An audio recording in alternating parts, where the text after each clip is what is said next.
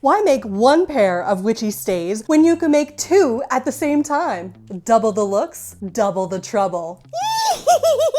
Wait a minute, something's wrong. Something's missing. What is it? That's better. Okay, so here's the plan. The fashion fabric layer is going to be made out of some lightweight ivory wool stuff, which I dyed this incredible purple color. That's right, my friends. These stays brought to you by acid. Dyes, that is. Rit could never. The flip side of these stays is going to be black and white striped to go along with my Beetlejuice costume, which is my big fancy Halloween project. And y'all, it's gonna be so good. Also, if this is the first time you've clicked, firstly, hi, welcome. We did already completely fit these stays in a whole separate video. So if you'd like to check out the mock-up process first, you can check out this video here on the screen.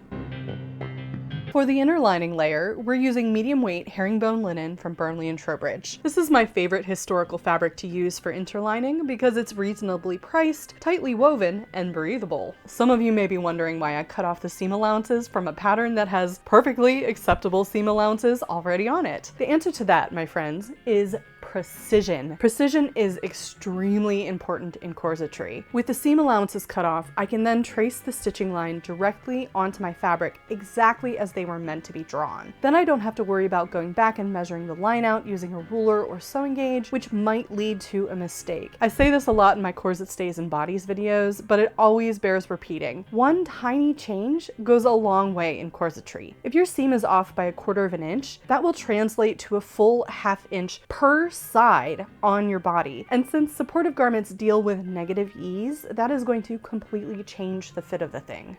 You've heard of thread chicken?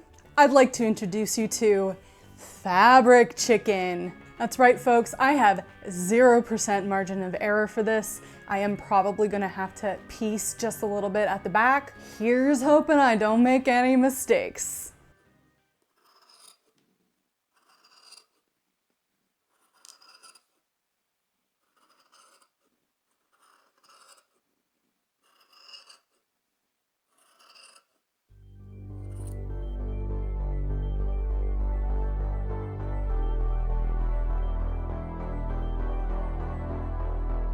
In addition to using the tracing paper, I highly recommend going back and thread marking over all of your seam lines so they don't rub off or get erased during the lengthy assembly and fitting process. It is a pain in the butt, but it is well worth your time. Even though it's easier to see markings on the inner lining, I'm opting to draw the boning channels on the fashion fabric with chalk instead so that I can sew with that side on top. Also, if you're careful and precise, you don't need to hand draw all of the boning channels before you sew. You can use the seam allowance guide on your machine to do the job. I usually trace a few in the middle to help train my eye to the correct size, and you'll definitely want to do the same wherever the boning changes direction. Okay, we are almost completely marked. I think I've got 1.5 pieces that still need some boning channels drawn. So I think the plan of attack for today is to tackle the center back and only worry about the center back. I need to serge the edges, sew the boning channels, cut out and serge the edges of the lining, attach them all and get them ready so that when I finally sit down to relax this evening at like 10 o'clock, I can get started tackling the eyelets on the back. It's important for this part of the process that you're fitting with the actual eyelets that are going to be on the actual stays or bodies versus the lacing strips that I've been using up to now.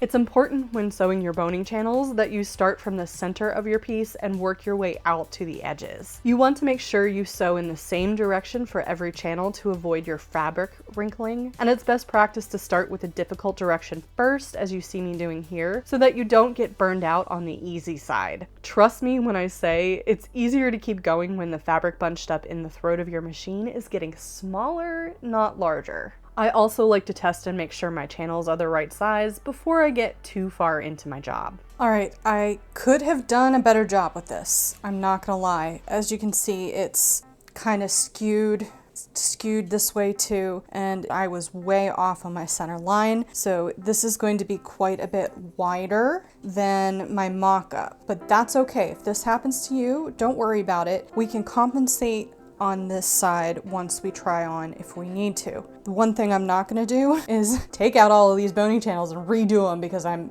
like 1/4 of an inch off in the center front. Okay, let's mark the eyelets and prep for sewing. While I do that, can we all just take a minute to appreciate the incredible color of this wool? That was one of Dharma's most expensive acid dyes, but yowza! It was well worth the extra couple of dollars.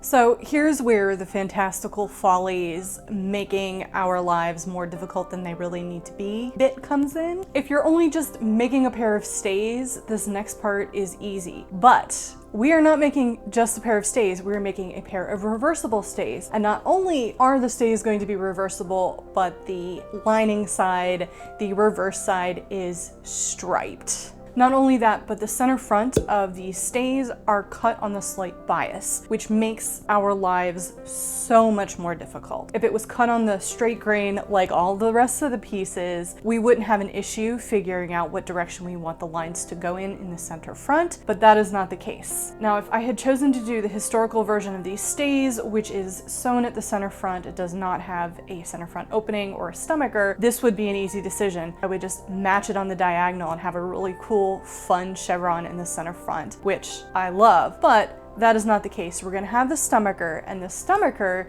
is sewn on the straight grain, not on the slight bias. There's a consideration that we could intentionally cut 2 pieces for the stomacher and piece them together to create the line, but because it's not a true bias, because it's not cut on a 45-degree angle, I think it's going to be exceptionally difficult to match it. So I've been racking my brain for 2 days now trying to figure out what I want to do with the center front lining. It wouldn't be an issue if we weren't sewing eyelets on it. I would just slap it on and be as it is, but we do have to put part of it on so that we can sew the eyelets through both pieces. Okay, I just had to think and I've totally changed my mind. I drew it out and I think I actually like with the stripes going diagonal and then the stripes going up and down in the center for the stomacher. I can always change my mind later, but I think I like the idea of cutting the whole center front lining out and having it as one solid piece instead of having to cut the strips for the eyelets and then cut the rest of it later. It's gonna make trying on and fitting just a little bit more annoying, but I will tack it down and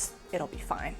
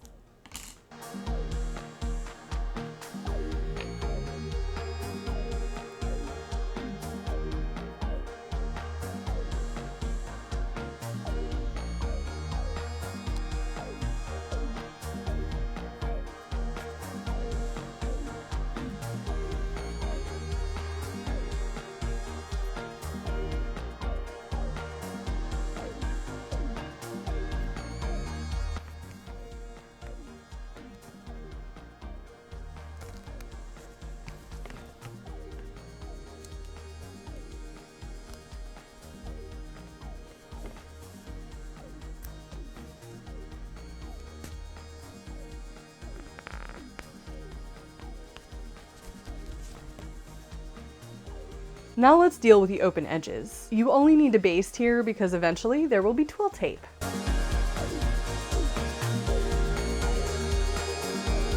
Here are the finished back pieces. Ooh, pretty, stripy, holy moly!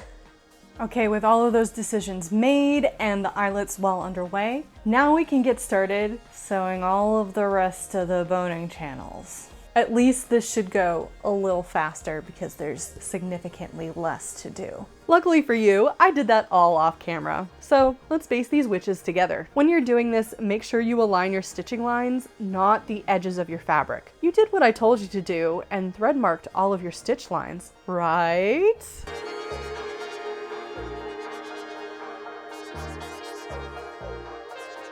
And then it was time to bone. I definitely find this process to be the worst and most tedious part of the entire thing, and one that doesn't make good entertainment, so I only filmed this little bit, and that's only because I'm showing you this sneaky little trick I did to get the horizontal boning into the stomacher without having to add extra bulky fabric.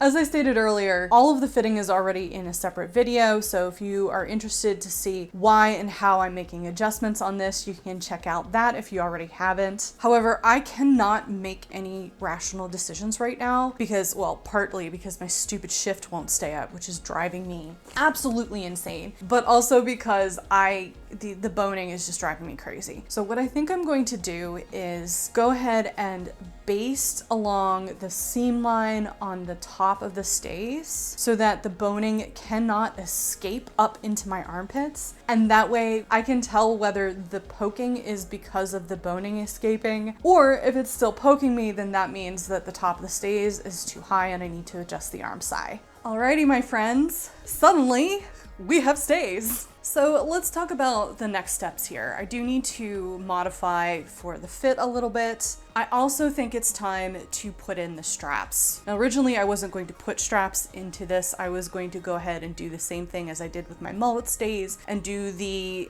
strap tape thing. But I think partially because of the way that these are cut, I think it'll look better with straps. And also I'm still getting a lot of spring out away from my back. So that's okay. It'll look a little bit different from my mullet stays, which I'm totally cool with. I'm also experiencing some discomfort right here under the arms. That's telling me that this is probably too high up, but I don't want to make a decision on taking that down yet because it's definitely going to change once I get the straps in. Y'all, 3 hours outside sanding, boning. It was 11 o'clock. It was 95 degrees already. Hereby promising to myself that I will never make another pair of stays, bodies, or corsets in the middle of summer. Anyway, complaining aside, a couple of things we need to fix. I shortened the straps by a full inch and they're still way too long. I need to have a gap here. So I'm gonna have to shorten them by another inch. I still can't decide whether or not this is too high or if it's the boning escaping because my dumbass keeps forgetting to rebaste the top. So we're gonna do that. So the next step is going to be to shorten the straps, go ahead and put eyelets in the actual stays, the actual straps up here, and give it one more final test before I decide whether or not these are good to finally, after like a month and a half, sew the seams together properly. This has been in stasis for like a week and a half, partially because I've just been super busy, super crammed. Part of it's because I've been working on other things that I shouldn't be working on, and partly because I've been struggling with a way to figure out how to get the eyelets in the center front for the sleeves. Not because I didn't know where to put them, but because I was running into an issue with the lining. Since the lining is already slightly attached, but I'm not ready to fully attach it to the back, I didn't know what to do because I wanted to make sure that the lining was attached to the eyelet so you could, you know, see through the eyelet. In the end, I just decided to take a little patch of spare fabric and put it on there and put the eyelet through. I tried to line it up the best I could, but this is obviously going to stretch a little bit. There's going to be a little bit of give to the cotton in the underside. I'm probably not going to end up having a perfectly aligned stripe on the back, but that's okay. I would much rather have it that way and have perfectly fitted stays than to have perfectly aligned stays that don't fit me as well. All right, so now I think we're ready to finally do the final wear 'em and fit 'em. So let's go get these on and try it out. And now, time for Uncomfortable Jackie.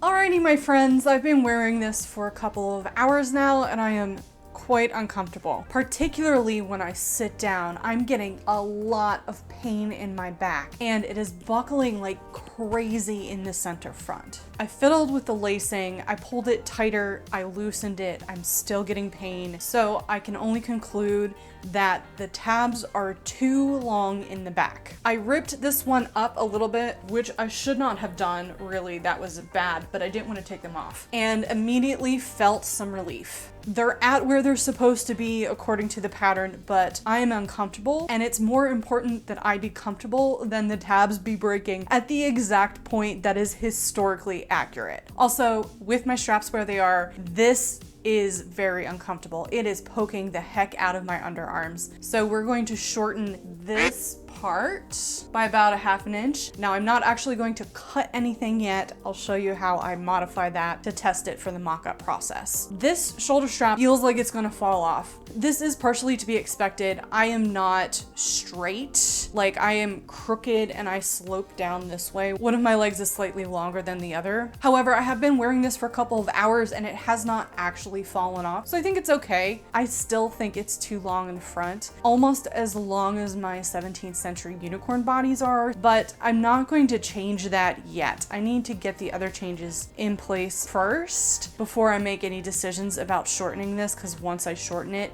it's done. I had really hoped that I was gonna put these on and be comfortable finally, and that I could finally move forward with these, but that's not the case. Okay, let's fix the pits. Now you've heard of the saying, measure twice, cut once, and I'm a firm follower of that rule. So you need to temporarily adjust this and test it first before you slice into that fabric. Snip off the excess length in your boning before folding over and basting down. Guess what? That made all the difference in the world. I am so much more comfortable, both the underarm and taking up the back tabs. It's the small things, y'all. The only problem, and I did move this over just a little bit because it wasn't as even as this one, is that it's still too long of a strap. I need more space here. So we're gonna take this up yet another 1/2 inch. We'll transfer that over here. We'll shorten this side. And yeah, I think we're finally ready to assemble this for reals.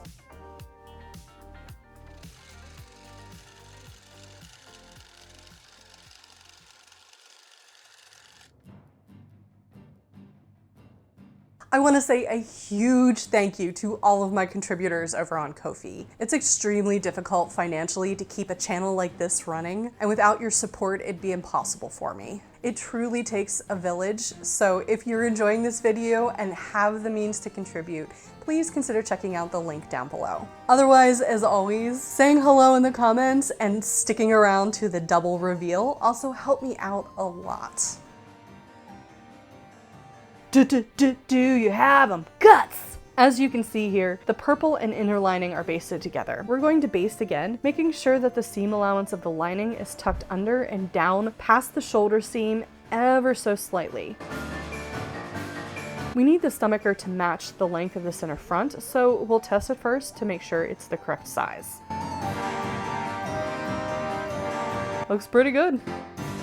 Good morning. It's been a little bit since I've seen you. I went on vacation, I visited my folks, I got some time with the dog, I fitted my college roommate for her wedding dress, which I'm making, and I also did the final fitting of these stays and fully bound the suckers. I didn't make any changes in the fit, and you've seen me bind stays and bodies like a gazillion times on this channel, so I don't feel bad. I don't know about y'all, but in all the videos that I watch, everybody's like sipping a Starbucks frothy, sugary, milky drink, and here I am drinking my black coffee. This witch likes her coffee like she likes her cats. The only issue I'm still having is that the center front is still crumpling a little bit when I'm wearing it. I've come to the conclusion that this has to do with the angle of the boning as well as the fact that this was not cut on the straight grain. And so I think the combination of those two things plus the stress of containing this particularly squishy body in is just making it wrinkle a little. So yesterday I made up a little bit of homemade buckram using the rest of this herringbone linen that I got from Burnley and Trowbridge years and years ago. And we're going to go ahead and reinforce the center front.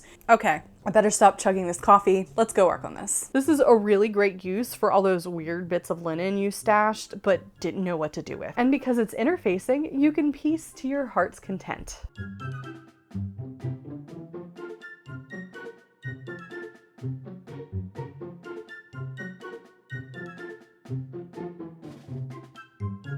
I'm not going to pretend that this is easy given the weird way I have the striped side of the stays attached. And I do have some concern about being able to see the line of the buckram through this poplin, which is very thin indeed. Here's it all tacked down. Now we can finally lay in the striped lining. Let's get Beetlejuicy, woo! And if you're as excited as I am to see what is going to be the most epic pun costume since Taco Bell, don't forget to subscribe and like this video so we can help spread the hype. Because these are reversible, how you do this matters. It's very important that you stretch and bend your lining, both as you're pinning and as you're sewing. I talked about this a little in my unicorn gown video, but I like to use my thigh to curve around while hand stitching. Also test and make sure you have some give in the fabric if, like here, it's less pliant than the rest of the stays. I did try very hard to get the stripes to match, but because of the weird angles of some of the pieces, it was nigh on impossible to do. But that's okay, because as you're about to see, they look fabulous anyway.